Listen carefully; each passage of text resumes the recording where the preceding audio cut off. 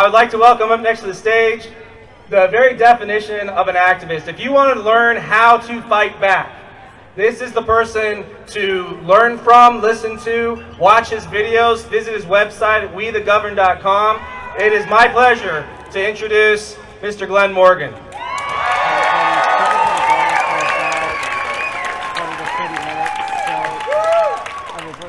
All right, it's always good to be here. I just want to, a couple weeks ago, I was the MC at the event that we had up here at the Capitol. So, Tyler, I'm going to step in real quick. For those of you who can't get into the square here, if you guys can just make some room so these people can keep coming in. It's getting so blocked up that you can see there's a lot of people out there who can't make it in. So, once again, my name's Glenn Morgan, and I am with We the Govern. If you want to see that website, well, I still have it. Please go to wethegovern.com.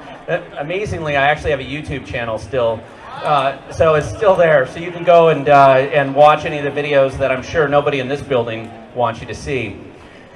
I am a super spreader. But let me clarify. I'm a super spreader of freedom, liberty, and truth. And so are you. And so are we all. We have to be willing to spread the truth far and wide. And one thing that government wants us to believe is that you're alone. That is the highest priority that they have, is to make you feel alone with what you believe, with the freedom and liberties that you want to stand up for. And they hate it when we do events like this. For 6 months, we couldn't come here in the Capitol because they had fenced it off. Denied us access to this Capitol, denied us access to our legislators, turned the entire legislative session into a Zoom event, which meant they could mute anybody who had dissenting opinions. That's never been done before. And I really think that there is a terrible disease in our government right now. And it's the government staph infection. And it starts from Inslee and it goes right down. And if you want to know why they're firing all these people who are actually willing to think for themselves or stand up for their freedoms, it's because they don't like people like that working in government. And unfortunately, as somebody who tries to expose and write stories about the truth in government and what's actually going on, it's very difficult to distinguish in an ocean of incompetence, which is kind of synonymous with government today, to find those mountains of corruption that are concealed underneath that ocean of incompetence. But I'm going to ask you to help me, because many of you who do work for state government, you've been there a while. You know where the bodies are buried. You know where the money's gone. You know the people who got special treatment. You know those people who were sexually harassing people, but they never got in trouble? The ones they're covering up because they're politically connected? You know those people that got those special contracts? The grant grifting operations that are going on? Nobody knows it better than the people who work in government today. And they're threatening to fire you, a lot of you. So I'm going to ask you, bring those hard drives to work and those thumb drives, and let's start downloading the truth.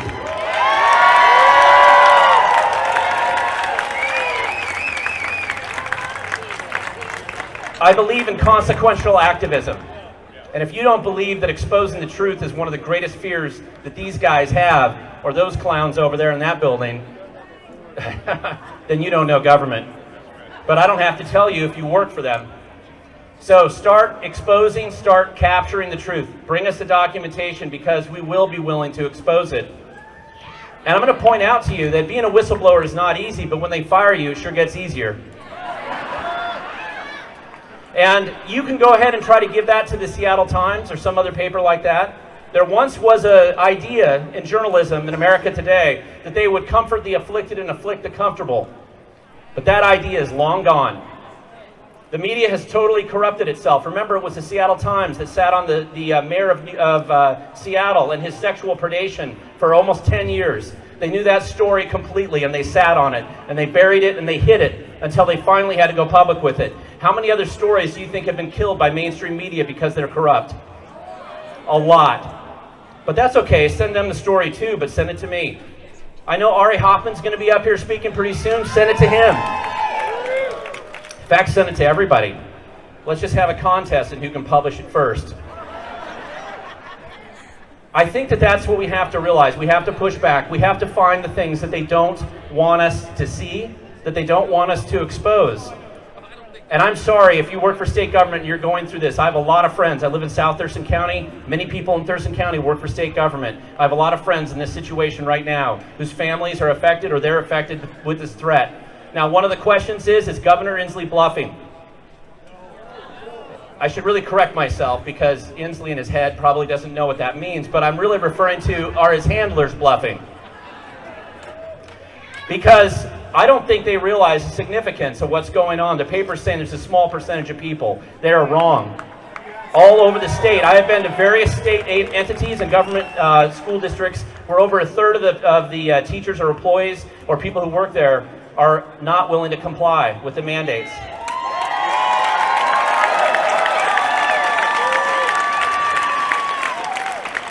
Now, that may not be true in places where compliance is very high. The Evergreen State College, right? I mean, they comply to everything. But outside of government entities like that, there's a lot of non-compliance out there. More significantly, the people who aren't compliant are the ones who actually do real work. And firing them, I think, is a huge mistake for our government right now. I feel like they're bluffing, but I don't know. Maybe they really are that stupid. I never put anything past them. But I do want to say, and I'm going to close with this before I introduce the next speaker. Every video that I do, I always have a phrase that I use at the end, and I believe that it's absolutely true. The future belongs to those who show up. Today you've shown up, but it's more than a rally. We have to keep showing up, finding consequential, significant things that we can do to make an impact. And in the end, we will win.